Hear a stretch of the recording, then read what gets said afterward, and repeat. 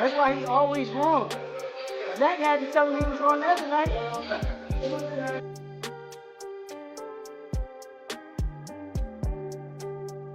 That's it. Worldwide, takeover, Times Square, takeover, the takeover, New York takeover.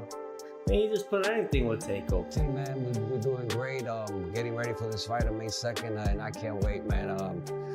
It's been a long time due, and we're gonna show up and show the world what we made of. Yeah, this is my favorite type of workout. Part of training. Why's that? Fundamentals. Bring back the basics. Basics are everything.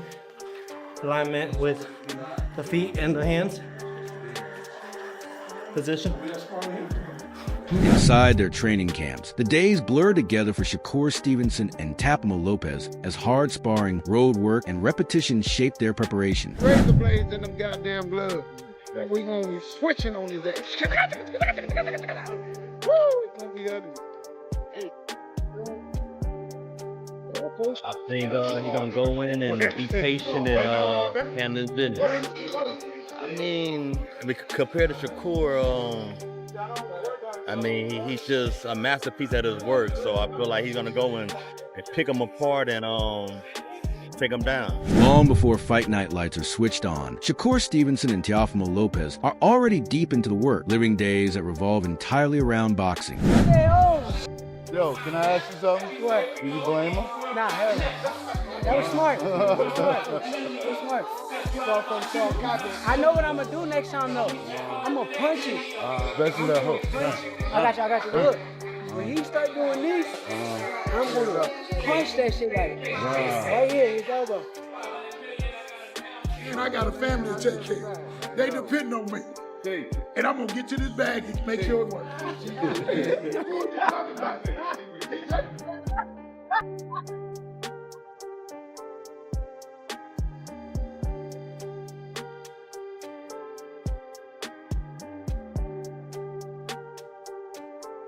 Shakur Stevenson. Camp begins quietly. Early mornings are spent inside the ring, sparring and drilling with focus. The only sounds coming from gloves snapping, feet sliding across the canvas, and coaches calling out corrections. Terrence Bud Crawford, definitely a hell of an experience. You get that type of knowledge, that type of IQ. I look up to Bud a lot. Honestly, he one of the realest dudes that I done met. He's still a normal person in his head. Like, he don't believe that he's above everyone else. That's how I feel about myself. You seen me around a lot. Don't act like you ain't seen me around them days. He said Bud, come on. Terrence talking, I try not to talk back. I try to just listen and straight boom, straight shot. Like right here, boom, there you go. But you gotta make sure you step. Bam.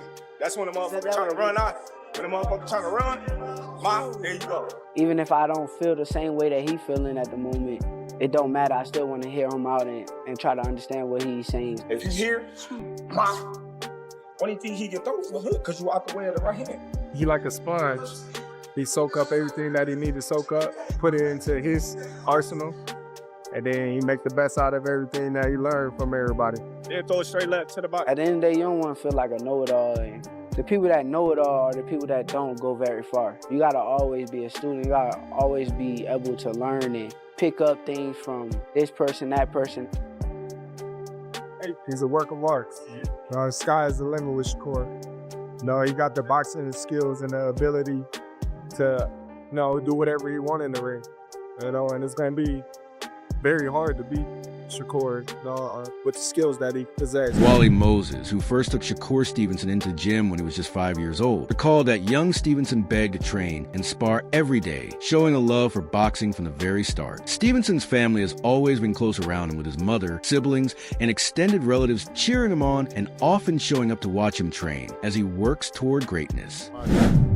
Boxing every day. I think when he got around 2 years old, he just sat up and just started punching right in front of the TV. And I was like, oh, you like that? I think pretty much everything else is history.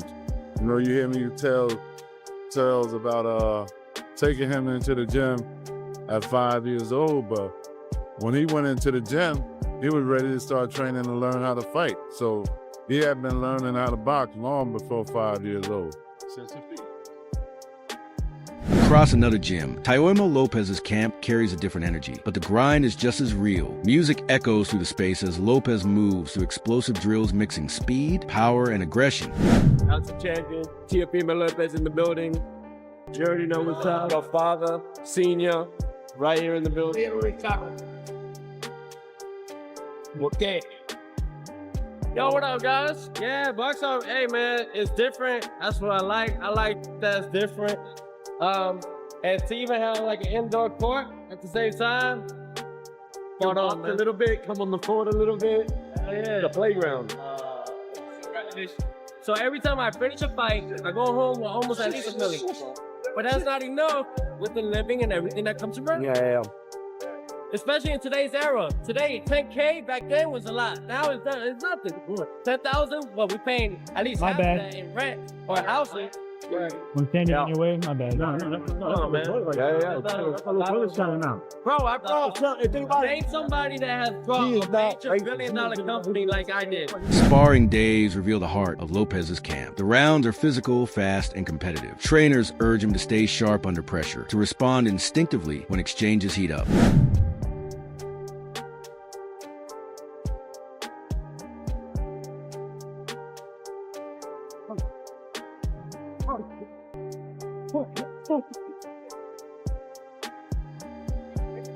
Yo, we're about to do some light work with Teofimo Lopez, 10-time world champion. Get some light work, moving around.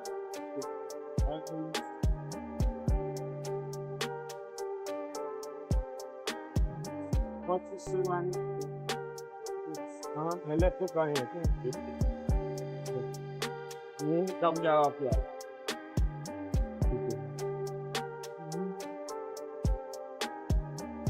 That's up. Yeah. Hook. Crease lift. Yep. Right here, man. Out of right hand up there. Yeah. Right left right.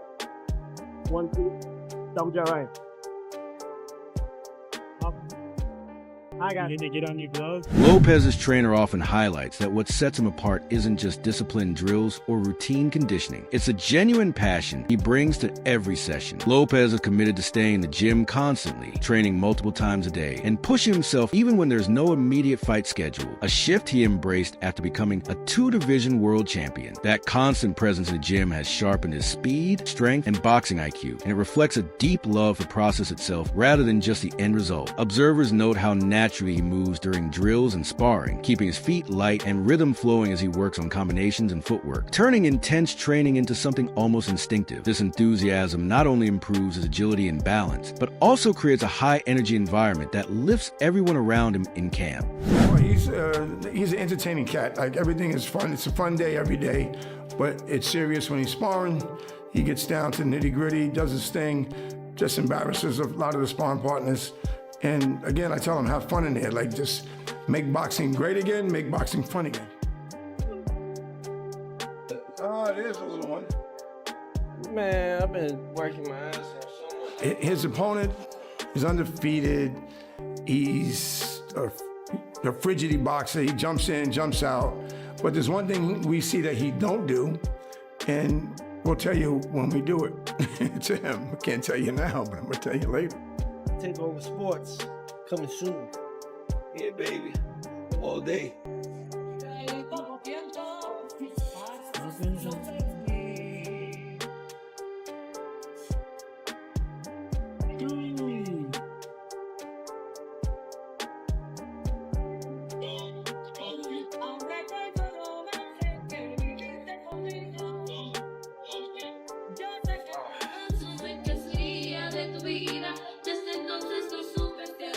I wonder where.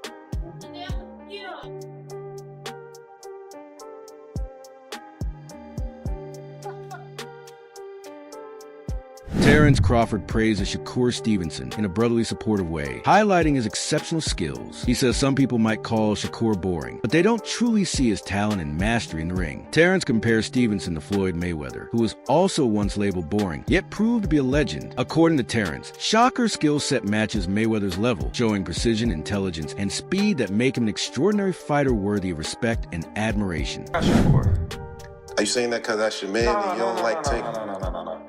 Hey, like I said, I respect Tank. Like, boxing, he's one of the ones. Yeah. We're gonna take his personality and personal things out of it. But boxing, he's definitely talented. You know what I mean? And he's definitely got that it. And yeah, he's definitely respected in boxing. But Shakur is a different fighter. You know, Shakur's different. You know, people may call him boring. People may say he can't punch. But they say the same thing about Floyd. Because they defensive. Teddy Atlas defends both Shakur Stevenson and Teofimo Lopez against the criticism that has followed them throughout their careers. He points out that many observers were quick to claim they avoided challenging opponents, suggesting their record were padded, or that they weren't willing to face top competition. Atlas argues that this perception is outdated and unfair, as both fighters have proven their willingness to step into high-level matchups. He emphasizes that their skill, speed, and strategy make them formidable opponents capable of handling elite competition. Rather than avoiding danger, Stevenson and Lopez have consistently sought opportunities to test themselves, demonstrating growth and adaptability. Atlas believes that the narrative of avoidance no longer applies, highlighting that both boxers deserve recognition for their achievements and the challenges they are now embracing in the ring. Teofimo at certain spots, he's avoiding this guy, he's avoiding that guy. You can't take those shots at these two guys. Definitely can't now. They are stepping up, and they are taking fights that a lot of people are probably surprised they took. Now, a lot of people will say style-wise, Teddy, style-wise, is this going to be a great fight? I don't know if it will. I mean, style-wise, I could see you having a little reservations, you know, whether or not these guys will make for dynamite, they will make, you know, for electricity. I don't know if they will. But I tell you what they will make for. Two skillful fighters, two talented fighters, you know, two fighters that are at a high skill level that will compete in the sweet science. I mean, Shakur showed aggression in his last fight against Cepeda, you know, being elusive while being aggressive. You know, walking them down, fighting on the inside, you know, boxing well, still being able to counter, still being able to control space, but also be able to go into tight quarters and not be afraid to show that he's good on the inside too, that he can make you miss and make you pay outside and inside. Shakur showed that. That was great.